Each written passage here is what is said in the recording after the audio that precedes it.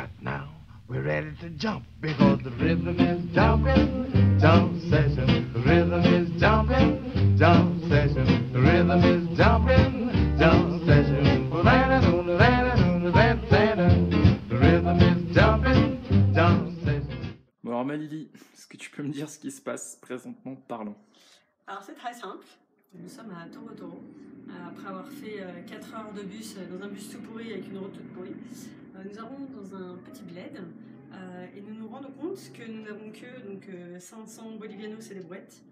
Or nous prévoyons de rester 4 jours, une nuit c'est 100 bolivianos, il ne reste plus que 100 bolivianos et donc les tours que nous devons faire ici doivent être avec guide et donc vont coûter beaucoup plus cher. En gros, on a beaucoup de choses pour manger. En gros, on a 500 et il nous faudrait 1000 quoi. Voilà.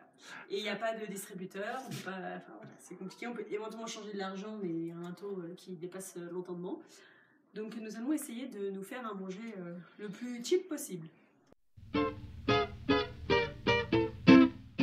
Premier bilan? Alors, premier bilan, toujours avoir des pâtes instantanées sur soi, donc au moins nous avons été prévoyants. Comme quoi on est des bons guignols, mais pas jusqu'au bout. Voilà, nous les traînons depuis plusieurs semaines, donc c'est plutôt des petits bouts que vraiment des pâtes, qui nous coûtent la somme de 0,95 bolivianos le sachet. Donc nous en sommes à moins de 1 bolivianos par personne.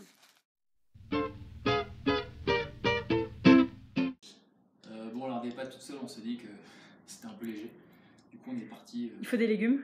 À la supérette du coin pour trouver vos légumes et les protéines. Sachant que côté protéines, on n'avait pas grand chose. On a donc du picadillo de carne, ustensiles de guerre. Et ustensiles de guerre. C'est parti. Alors, la technique consiste à utiliser ça pour faire sortir le pâté. Il se trouve que le pâté a envie naturellement de sortir de sa boîte. Il semblerait qu'ici se trouve un petit peu à l'étroit. Et il sort naturellement. Alors, on ne savait pas trop ce qu'il y avait à l'intérieur. Voilà, donc le picadilly de carnet, ça ressemble visiblement plus ou moins au pâté neuf.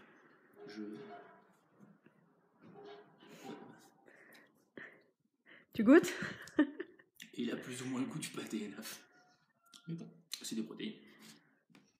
Voilà. À noter qu'on n'a pas de pain. Donc, mais nous avons du pâté. Je pense qu'on va mettre le doigt dedans. Puis on verra. Ensuite, il faut demander d'avoir accès à la cuisine, ce qui n'est vraiment pas gagné. Donc, après avoir fait le tour du village, nous avons réussi. Donc, voici la cuisine, le gaz, l'eau qui chauffe. Voilà. Comme vous pourrez voir, le reste, ça va pas trop nous aider. Voilà. Du fil de fer, du câble électrique, Du shampoing. Du shampoing hydronutritif. Voilà. Donc, je sais pas si nous pourrons manger. Des ampoules. Mais... Donc, nous avons au moins accès à la cuisine. Et on va dire l'évier pour la vaisselle. Et voilà, donc avec ça, nous allons devoir faire des pâtes.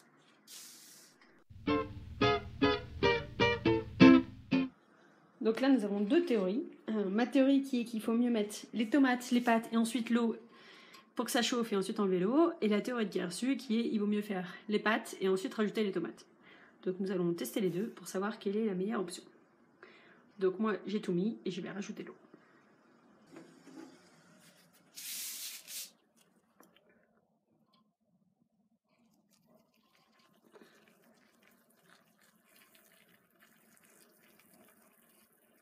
Alors, et de 1, on a trouvé des crackers.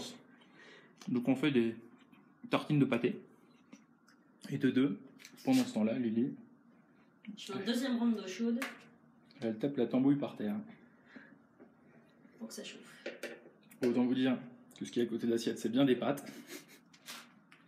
Oui, c'est approximatif.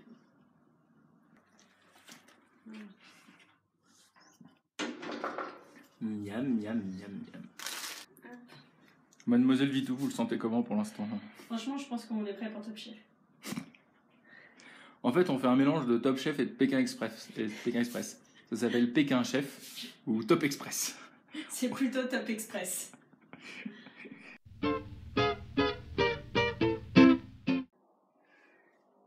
Voici la table des rois, le repas des rois, le repas des chefs.